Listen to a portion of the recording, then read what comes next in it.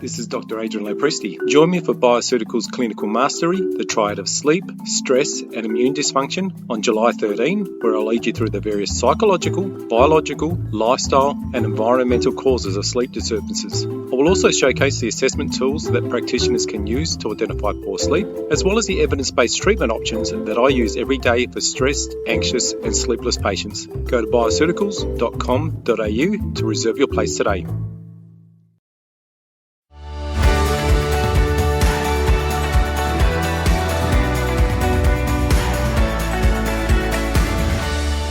Hi and welcome to FX Medicine, where we bring you the latest in evidence-based, integrative, functional and complementary medicine.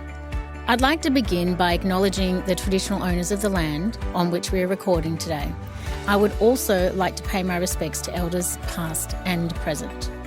With us today is Professor Jon Wardle, who is Director of the National Centre for Naturopathic Medicine at Southern Cross University. In addition to clinical qualifications in nursing and naturopathic medicine, Jon has postgraduate qualifications in public health, law and health economics. With more than 200 academic publications to his name, Jon is a highly accomplished researcher. Today we're going to discuss his research into endometriosis. Welcome to FX Medicine, Jon. Thank you so much for being with us today. I know that you have a passion for endometriosis, and it was actually the focus of your clinical practice. I do. Thanks for having me, Emma. It was certainly, pretty much what most of my practice was built around in Brisbane. And funnily enough, it came in many ways because of my experience as a nurse. So I went into naturopathy thinking that I would work in one certain area, and just all these stories of my colleagues in the it is a female-dominated industry, nursing. I was one of the female nurses, and every time that I'd hear that I was studying naturopathy, I'd be continually asked by friends and colleagues, is there anything you can do for endometriosis? Been to this practitioner, no one can do anything, no one believes me. It just really highlighted I guess how hidden this condition is for many women, how much it's significantly impacting their lives, and just the immense need that was actually out there to work on. And as I practiced more and more, it is a very rewarding practice to be in, because it is something that women do experience a lot. 10% of Australian women, potentially, probably more, because it is quite a difficult thing to diagnose. And, you can make such a difference in people's lives by treating this condition that still to this day, women still go into a general practice clinic and can be told they're just making it up. And it's not all general practitioners, I should say. Some are very, very good. But, it's 2022 and it should be a lot better than it is now. Yeah, I absolutely agree. And endometriosis has been described as the largest women's health crisis of our time. And the need for significant research into endometriosis in the workplace has been highlighted with recent data showing that women with endometriosis, they don't feel fully supported in the workplace, and they, on average, need to take 4 sick days per month to manage their symptoms, and these are often unpaid. And that puts an extra financial burden on women who are already living with an expensive disease. Now, the Endo at Work project, it's a joint project between Endometriosis Australia and leading academics, including yourself, Jon. And the purpose is to examine the impact of endometriosis on an individual's career and how workplace changes may influence the management of endometriosis. So can you give us an overview of how this research is actually being conducted, the time frames involved and the different stages? Can you walk us through if you can? Yeah, sure. So basically, what we're hoping to do is to, make workplaces a little bit more endometriosis friendly, make employers a little bit more endometriosis friendly, and actually find out how we can use the workplace itself as a tool for making, life easier for women with endometriosis. And, as you said, it's a very expensive disease. Some of this might be employer management. A lot of women reported not just being passed over for promotion or actually being fired for their endometriosis, taking what was viewed as excessive leave or whatnot for, what is a very valid reason for leave. Yeah. 1 in 6 women, I think, actually reported they lost their jobs, and about 1 in 3, reported being passed over for promotion. That's huge. This can happen for, any number of reasons. Flare-ups are unpredictable. They happen when they happen. That might require having to leave a face-to-face meeting at any time. It means that, a lot of women felt excluded from social and networking opportunities that were actually intrinsic to establish themselves in the office. And just the stigma of endometriosis. As a privileged white male, if I say I've got a migraine and I have to excuse myself from the meeting, that's well accepted. Women who reported saying that they had a flare-up or, often they didn't even feel confident or comfortable to discuss. But there's still a stigma around women's health in its impact on the workplace. So this project, and it's actually a series of a number of projects. So we're doing everything from, surveys of women to identify exactly, what is working, what isn't working, how we can make that better. We're talking to employers. We're working with the UK Endometriosis UK, who have initiated an endometriosis employer-friendly scheme. To basically identify how this place where women spend, nearly a third of their lives, a place where there is a lot of potential to actually make life easier. We saw with this natural experiment of COVID, working from home actually improved symptom management in a lot of women. That's just simply because they had access to health aides during meetings. They could actually take time out and come back to a task. They actually had more flexible hours. Not every woman, it should be said that, obviously there are some types of jobs, office work, for example, that are more conducive to this. And we do need to work with other employers. And the construction industry is actually one that's doing quite well with this. They're looking at an extension of their campaign around menstruation to include endometriosis management. But there's a lot of things that we can actually do to make working life more flexible, and particularly more flexible for women with endometriosis. Because if we don't, we lose 10% of the female workforce, which is an extraordinarily valuable and important resource that, Australian society needs to actually be working to their full potential. Yeah, and you can't underestimate what this research is going to bring to light and how this ripple effect can flow through workplaces and have this much needed improvement for women. And it's such a taboo topic in many workplaces as well. That's what I hear from my patients suffering from endometriosis, is that people feel almost afraid or nervous to bring it up. And there is that stigma that you mentioned. And we really just got to blow that out of the water. And I'm hoping that this research really helps to do that. Yeah, and it's really about making more employers actually knowledgeable about what they can actually achieve from this. Because our research initially showed that, 60% of women found that even the small amount of flexibility that COVID created actually made them more productive. So increasing the option of women with endometriosis to be able to live up to their full potential, it benefits everyone. It benefits employers. It obviously benefits the women with endometriosis themselves, and it benefits society as a whole. Yeah, it's a win-win-win all around, absolutely. And this project, it's government funded. Was it difficult to secure that funding? Yeah, it's always difficult to secure funding from anyone, not just government. But, the thing that actually made this happen, well, obviously, just the incredible work of people like Mark Armour at Western Sydney Uni, people like Alex at Endometriosis Australia and Donna Chichia, and, a whole host of just incredible people continually advocating for this. Yeah. But ultimately, the government funding came from the place that most government funding comes from, and that's the narrative and the stories and the power of human interest and stories that surround that. So, we were fortunate that there were some, wonderful women working in the backbench and the Senate actually, advocating for this. Some of them who were endo warriors, some who were not. Obviously, the Prime Minister's wife was quite influential in some of these discussions as well. But it's slowly sinking, into the community, the powerful stories of, everyday impacts of this condition for women and how most women are actually being ignored in their health needs. So, really, that's where the National Action Plan for Endometriosis came from, because we've known this has been an underserved condition for a long time. And I just really want to acknowledge the work that, particularly Endometriosis Australia have done on really highlighting, how important this work is to do and how important it is to pay more attention to this condition. Even some small changes from what we've seen can have actually quite a drastic effect. Yeah, agreed. And, that National Action Plan was launched in 2018 and they had $22 million worth of funding put towards that, which is incredible. And the overall goal was, a tangible improvement in the quality of life for individuals living with endometriosis, including a reduction in the impact and burden of disease at individual and population levels. And, one of the pillars is research. Are there any particular areas of research that you would love to see explored under this action plan?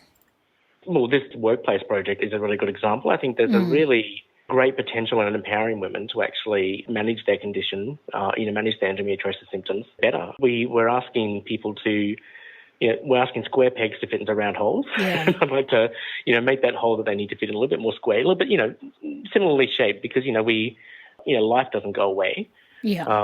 But there's all sorts of things we can actually do to make life easier for women, not just with endometriosis, but with any condition. And we don't really do that as well as we could in Australia. So agreed. Lifestyle interventions, workplace interventions, creating, environments that are actually conducive to not just good health, but actually, empowering environments that actually enable you to manage whatever symptoms you have and building that flexibility. This is a non-pharmacological approach. It's almost naturopathic by definition. Yeah, yes. And I think, sometimes naturopaths, we tend to focus on the power of what happens over the desk with a one-on-one intervention with a patient. But actually, that holistic notion of actually building health-producing environments, I think, is something that I think neither the research community or, to be honest, many of the naturopathic community have actually paid as much attention as they should on. Yeah, it's a really interesting area, and anything we can do to make this an easier process is going to be a great thing. And you mentioned before about how COVID has changed things, and doing some research for this episode, I came across this 2019 information sheet from Safe Work Australia, and it was detailing, endometriosis and encouraging employers to consider flexible work arrangements and job modifications. And, it might have been a recommendation, but up until COVID happened, data is pretty clear that endometriosis sufferers didn't always have the flexibility that they needed. And one thing I've seen time and time again in clinical practice throughout COVID is how well it has suited these women. It's been just incredible. Can you expand on this a little bit more? You're right. This is something that's been recommended for a long, long time. COVID, I guess, snapped us all out of reality a bit and actually created a natural experiment. And COVID, obviously was a challenging time for all of us, but we really took this opportunity to actually highlight, this was the first time that people were being, essentially forced to work from home. Employers didn't really have a choice on whether they could or not. Women were actually working from home, as were men, in many jobs. And it's one of the few examples where basically the world provides you a natural experiment to test the hypothesis. And the results themselves, we knew it was probably going to be helpful, but the results were actually quite surprising to us. We were gobsmacked, to be honest, at how much this had actually improved the lives of women with endometriosis. So, nearly 80% of women said it made management of their symptoms easier. Nearly 2/3 said, they were more productive. I think it was like 90% of women actually thought that flexibility in working arrangements was actually going to improve management of endometriosis in the workplace if there was actually a more formal way of doing that. So, it's one of those things. Sometimes you can say till you're blue in the face that this is going to be helpful, but actually having this experience and having that data and actually being able to show to people, actually it helped women and it helped the bottom line. There's a lot of advantages here as well. So through the Endo at Work project, that's the extension of what we're doing now, is to actually develop those recommendations for employers. Because it's, I think working from home was always seen as a cost for employers, or it was going to result in lower productivity, right? People thought they were going to be, watching Netflix and, and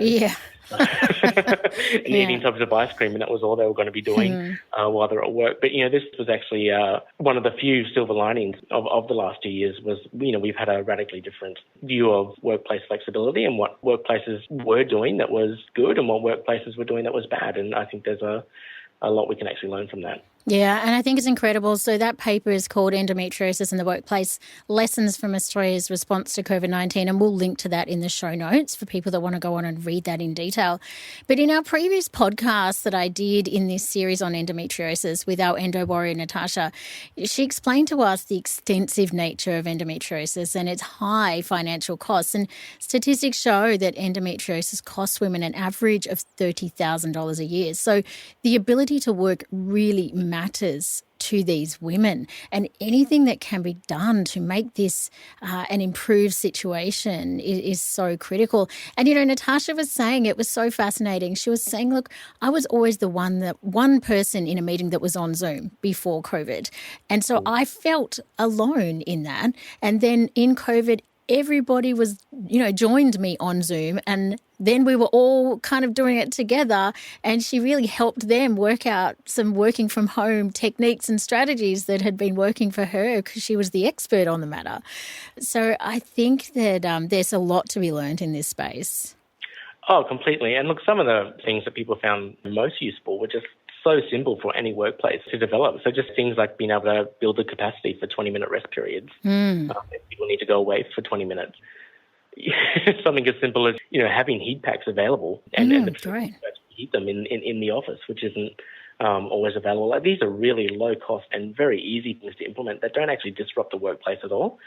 And actually, potentially make people's lives a lot easier and a lot more meaningful. So, and obviously, there are additional interventions, but there's a whole spectrum of things that are actually incredibly easy to implement and actually, more advanced things that might take a little bit more infrastructure to do, but can be very useful and have a real cost and clinical benefit. So there's a lot of low-hanging fruit that most workplaces could action and implement that could make some quick changes while these longer-term things are being rolled out. I mean, I love that positivity there.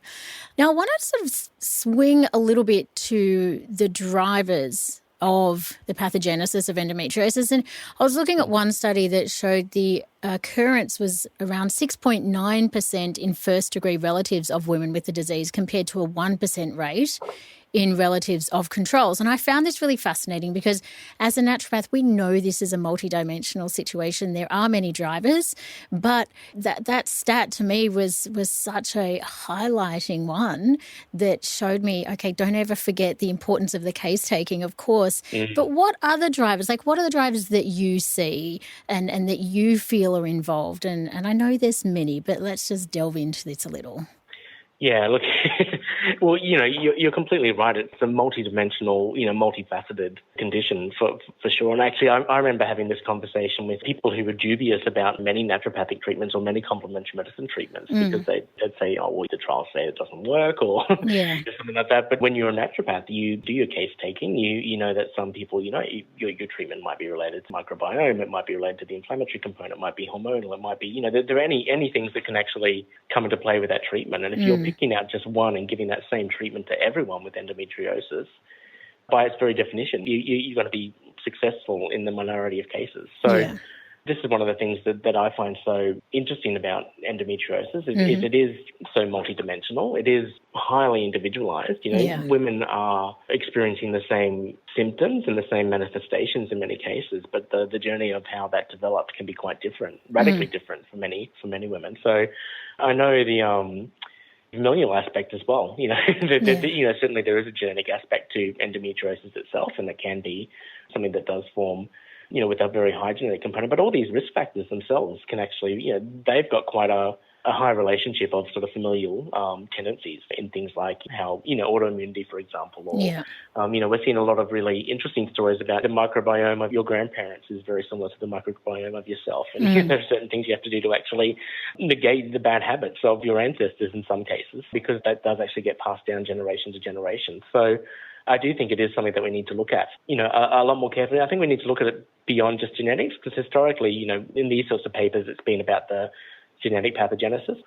It's actually more related to those risk factors and those behaviors, the diet, lifestyle behaviors that might have been 3 or 4 generations ago, but are actually still impacting children, grandchildren, and great-grandchildren down the track. So when you are doing your case taking, you are right.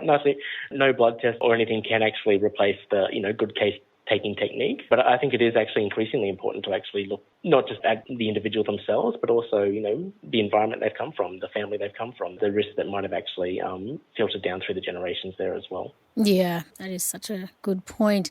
From that naturopathic perspective, we're always blaming estrogen on things, but I think in this case, it's not the only thing at play. The inflammation process, interferons playing with that, inflammatory pathways, and there's so many things at play here. And sometimes I think of a spider's web as a clinician, and if we just start to tug on one of the strands of the spider web, move towards an anti-inflammatory diet or encourage the sleep hygiene to be better, we can start having an effect across the whole body system.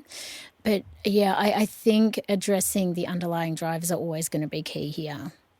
Oh, completely. We need to treat everyone with endometriosis with an open mind, because you're right, historically, it's always been about the hormones, and the hormones can be impacted by the HPO axis or the HPA axis. It can be influenced by the microbiome. It can be influenced by just stress and anxiety more generally. It can be influenced by diet. There's all sorts of factors that can come into that. So every patient that comes through your door with endometriosis is a new patient, and they might have endometriosis, but you can't assume that anything that they actually have influencing their endometriosis diagnosis is the same as the last patient with endometriosis you saw. And for me, as a clinician, that was actually, what I found even more rewarding about treatment was that these were people who would often go to a lot of other practitioners with essentially shotgun or protocol type treatments for endometriosis, weren't getting success. And it wasn't just the detective work of trying to find out what was happening physiologically or sometimes not always physiologically, but, sometimes psychologically or, all these things are impacting. But it's often the first time that these women had actually had someone actually treating them and their condition as an individual, rather than actually treating them as endometriosis. So it lends itself to naturopathic treatment so well for that. And it's something that naturopaths should be certainly make sure we don't let go down the route of, evidence-based treatments. Yeah, we true. certainly shouldn't be doing the protocol type treatments. But, I remember when I was first practicing and just even the concept that, gut health could actually impact, women with endometriosis. So, giving them, modifying the microbiome, which wasn't even called then. I remember being laughed at and sort of castigated and, all sorts of things by other practitioners and that. And now, the research around microbiome and endometriosis is pretty standard now. Like, it's a pretty standard thing to actually say that actually that is something you should look at when you are treating a woman with endometriosis. And that's something that you'll hear probably from a GP or a gynecologist. Yeah. And look, I think without much controversy. Yeah, this aspect of whole body medicine is really growing, and it's so great to see that philosophy moving out to other forms of healthcare. But, as a clinician, one of my dreams is to see an accurate blood marker for endometriosis to be discovered. And, in clinic, we see this incredible suffering as women as they walk the years-long path to diagnosis. But laparoscopies, they can be invasive, they can be expensive. And, a deep endometriosis ultrasound, it can be helpful, but it's more predictive of severe endometriosis, not the mild or moderate. And in the research for this episode, I came across a paper from April this year that looked at 29 studies on potential biomarkers, but unfortunately they concluded that none had reached diagnostic utility. And my feeling is that there's going to be a combination of biomarkers that might just one day become diagnostic. But I would love to know, do you have any insights on that front? Well, I'm sorry to disappoint you and say that they probably know a lot more than I do about this. You're completely right, Emma. Laparoscopies are very invasive and expensive, and ultrasounds, well, they are a lot better, but they're still not great. If for no other reason than you actually have to go to a specified facility and that kind of stuff. One of the things that often doesn't get discussed about diagnosing endometriosis this way is it just also allows people to dismiss women when they say they've got endometriosis from being believed. So a lot of women's complaints get dismissed because they might not be able to take the time out and have one of these things. They might, for pretty justifiable reasons, might not want to go. Any operating theatre is not a pleasant environment that you sort of put your hand up and want to go to willingly. So, again, you mentioned research is just so important. And it's 2022 and we're still reliant on an invasive surgical technique to actually fully diagnose women with endometriosis. And I think that speaks to the incorrect priorities and where we're placing our research dollars because, there are biomarkers for anything that ever happens to the prostate. Yes. And look, that might be, there might be physiological reasons for that. But a big part of that is actually because that's a male condition. Like if endometriosis affected men as much as it affected women, we'd definitely have biomarkers by now. Oh my goodness. Don't get me started, Jon. Don't get me started because I cannot tell you how many times I've literally wrung my hands and said, why do we not have this clinical information yet? It's so frustrating as a clinician to see and hear these stories. But one of the key areas of interest for me is the use of cannabis for endometriosis because, in clinic, many of my patients are using it for really effective pain relief, but it would be just incredible to see some research in this space. And a 2021 paper by Justin Sinclair and Jerome Saris showed pain was the most common reason used cannabis. Now, we know this clinically, but it's great to see this backed up in the research. But do you have any research coming up that involves cannabis? Because I'd be very interested. We have actually quite a lot of research in cannabis. Actually, we're running Australia's 2 largest clinical trials in cannabis through the centre right now. None of them in endometriosis, I should say, although pelvic pain is one of the real key areas of benefit for cannabis. And, cannabis is something that, can be a little bit overhyped sometimes. There's probably, this large circle of stuff that claims for benefit in it and a smaller circle within that it is actually useful. But one of the things that I find really fascinating about cannabis is that it doesn't treat all pain equally. Yeah. There are some forms of pain it just isn't effective in, and there are some forms of pain it's really effective in, and the one that it seems to be really great for is pelvic pain. Perfect. And certainly there seems to be a real appetite to actually explore. So, we are having some conversations around that at the moment. We don't have anything going in that at the moment, but, we've got a project with cannabis and fibromyalgia, one of the other forms of pain that seems to be quite helpful for. We've been working with veterans and a few other things. Obviously, there's some work in cancer that Janet Schloss is working on. So we do have quite a big cannabis program, and I just can't wait to get these 2 programs working together. Yeah. So I think there's just enormous potential there. Oh, well, we'll have to get you back on the show when the research comes out, because that's going to be fantastic. Before, when we were talking about that holistic nature of treatment, I know Deakin University is currently recruiting for a trial to assess the effect of either yoga, cognitive behavioural therapy or education on quality of life with women with endometriosis. And previous studies have definitely shown the benefits of yoga. I mean, what do you envision for the woman of the future as an ideal treatment for her endometriosis?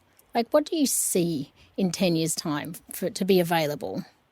Yeah, well, this goes back to that research priority that I was talking to you before, like empowering women to actually be leads, actually not just reliant on practitioners, but leads in their own journey to good health. So yoga is just a fantastic tool to do. One of the things that I actually use quite effectively in clinical practice, but has no research on it at all, is hydrotherapy. And, this is, everyone has the equipment already in their house. Water is free, well, not free, but very, very low cost. Yeah.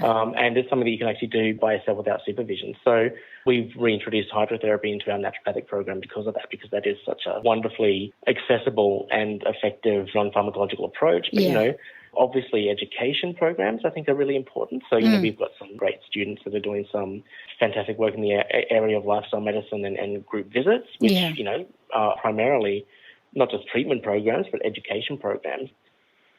So, I would really like to see more patient, not just centred, but patient-led.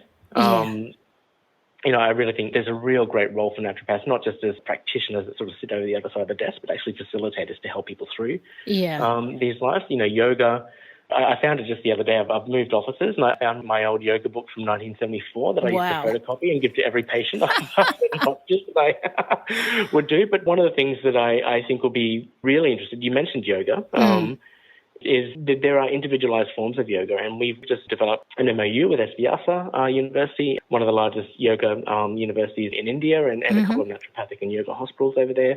They're doing wonderful programs, but they're doing individualized yoga for conditions, condition-specific, yoga programs. And endometriosis is one of the ones that we're working with them on moving forward. So we always talk about lifestyle medicine and that kind of stuff, and it can be a bit of a, dumping ground for just sort of doubt. It can be a bit victim blaming, as well. So it can be, we say, well, if only you were living the right lifestyle and doing the right behaviours, you'd be better.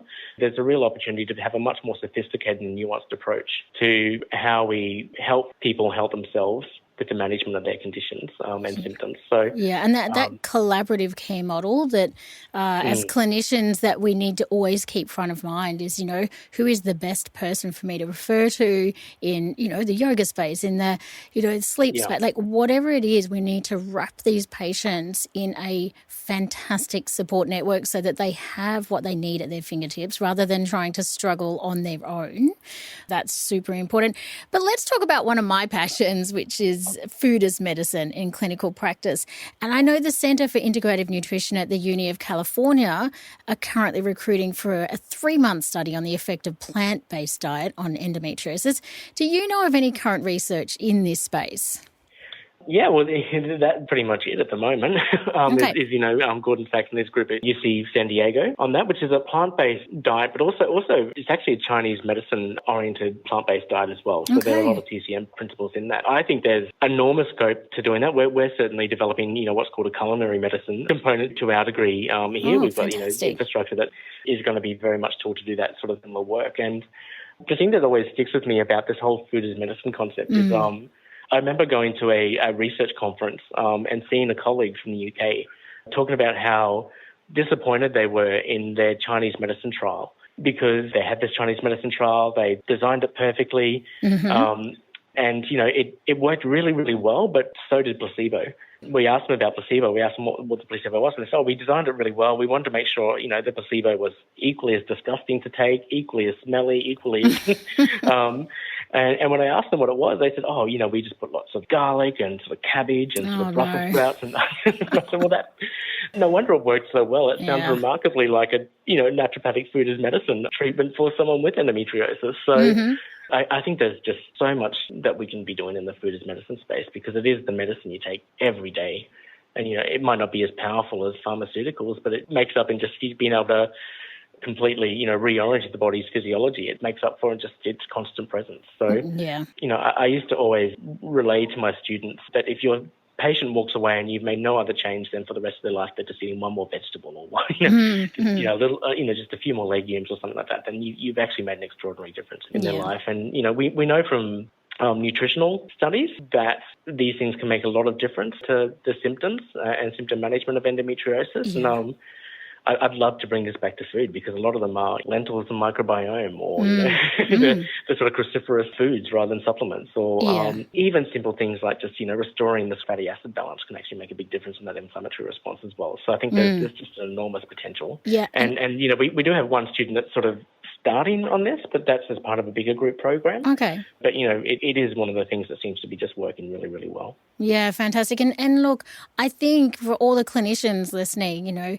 don't ever forget the food as medicine is your baseline. Don't go getting fancy and throwing supplements and all sorts of other things if you have not covered that food as medicine baseline. I'm so passionate about that. Now, one of your PhD students is doing quite a lot of them are doing some good work, but the one that really, really fascinates me is the one by Sophia Gerontakis, who's doing a clinical trial to investigate how accessibility to naturopathic care can be improved. And her studies focused on examining the effectiveness of group-delivered naturopathic care. And I really feel this is groundbreaking research and can't wait for these outcomes to be published. And Dr. Michelle Woolhouse did an episode with James Maskell on community-based care, and the early data from his work is really so incredibly positive. I can see this model working so well with endometriosis. So when will these results be released? I'm very keen to hear them. Yeah, well, you'd be very happy to hear that Sophia is very close to finishing data collection now. Great. So hopefully very soon. But just the initial feedback has been fantastic. And it's everything you'd expect from a group intervention. So one of the key tenets of, naturopathic medicine is this area, the whole doctor as teacher phenomenon. And then group interventions are basically, they just take that principle and just run with it. So women are learning about themselves and about their conditions. They're not relying on the practitioner themselves to actually learn from. They're actually learning from each other. There's a lot of opportunities affording reflection on their own experiences. For many people, it's probably one of the first times they've had the luxury, I guess, of sitting in that sort of supportive and facilitated environment to sort of walk through their own experiences. So group interventions, basically how they work, it's generally a program of care, 6-week, 12-week, 24-week, depending on the condition and whatever you have, of regular meetings, education sessions on things like food as medicine. Great. Like mindfulness, like self-care, those sorts of things. And then, also the opportunity to have sort of individualized brief consultations if there is something more specific that the women want to talk to. So group medical interventions, what they've previously been called, or shared medical appointments. I like to call them group visits because I think, naturopaths have a very unique and a very well poised to work in this kind of space. And I think it's something that does make naturopathy more accessible to many people. Some people aren't ready for that one-on-one consult. Yeah, and it's too expensive, Jon. For a lot of people, it's cost prohibitive. And I love the that this is just so much more inclusive on so many levels. So I'm really looking forward to getting all the details from that one. Now, my last question for you. Well, and one of the things, Emma, too, like that's really, I think, exciting about this. So I was just talking to someone, I won't name names, but a very large veterans clinic, which is actually using a similar approach for veteran care and pain. And you know, what they've been able to do through it being a program rather than a naturopathic visit, they've actually managed to get the major private health insurer to actually pay for naturopathic treatment. Incredible. Even in the light of the ban for this. So there's obviously our centre are very actively trying to sort of repeal that prohibition, which is, you know, it's a very unfair prohibition. But you know, this might also be a way that we can actually get that accessibility barrier overcome as well. Yeah, and I love all the advocacy work that you're doing at the centre. It's much needed in our industry, so a big thank you.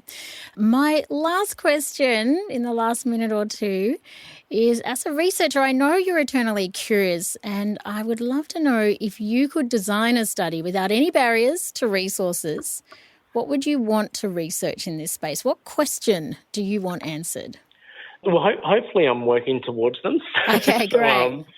Slowly, a little bit delayed. So, you know, as I told you, I started working in clinical practice in this setting and went off into the research community and kind of had to let endometriosis not go, but, you know, didn't get to focus on as much as I wanted. And now I get to make a few more decisions. So I'm really trying to reorient back to my passion, which is this. But my passion always has been the same, you know, is that accessibility, that affordability, getting the power of naturopathic treatments to those who need them the most. And sometimes that's the really low intervention stuff that no one has an interest in funding. Yeah. You know, hydrotherapy is one example we've chosen, you know, but even food as medicine. You know, no one makes money out of food as medicine projects at all. But one of my lecturers when I was studying, you know, made the comment that, you know, the more years that they practice, the less and less products that they prescribed.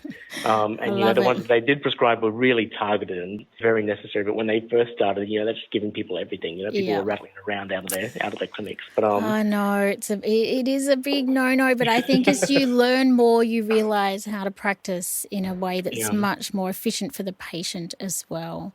But really learning from those naturopathic principles. And, you know, we've got other PhD students like Rebecca Redmond as well, who's doing great work going back through not just the naturopathic archive, as it were, but, you know, hundreds of years of historical documents. Some of these things we shouldn't learn. Some are, you know, some of these, and they were always men. But there are some, you know, really interesting traditional approaches that, you know, were really useful. I know that one of the treatments that I used a lot in my practice was pariah cocos, which is a Chinese medicine herb, which is used for damp heat usually, and I found that quite effective in many women. But there's not been a lot of that kind of, you know, what can we learn from traditions, and you know, can we take the best of, you know, bits of Chinese medicine and incorporate them in naturopathic ways, or bits of other, you know, naturopathic medicine and incorporate them in Ayurvedic treatments, or you know, yoga. So trying to, you know, I think as you said, you know. That lifestyle, you know, building, empowering women to actually have more control in you know, producing good health themselves, rather than sort of having to go back to a pharmacy or a practitioner every second week to get their fix. So amazing. So much potential. Yeah, there is so much potential, which is so exciting, and I just can't wait to see this research path unfold for you. But thank you so much for joining us today, Jon. Like the key points, there's so many key points, but you know, the future looks bright, ranging from better access to naturopathic care to blood-based biomarkers for a quicker diagnosis and more inclusive workplaces. You know, there is so much for us to look forward to in this space. Thank you everyone for listening today. Don't forget, you can find all the show notes, transcripts and other resources from today's episode on the FX Medicine website. I'm Emma Sutherland, and thank you for joining us. We'll see you next time.